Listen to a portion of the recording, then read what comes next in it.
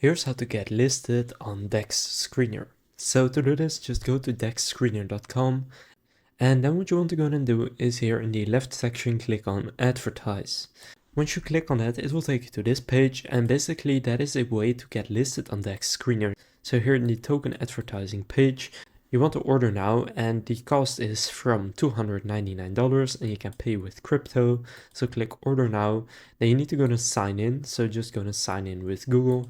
So after you sign in with Google, it will take you right here. You want to head over to the DEX Screener website again and then click advertise and then click order now.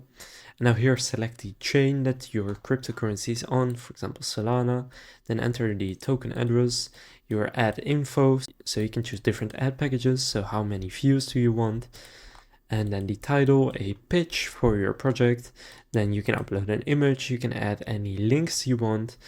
Then optionally you can add your contact info here, and then you can click order now and then go to pay for it.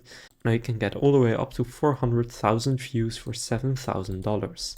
So just fill this out and then you can get listed on DEX Screener. So now you know how to get listed on DEX Screener.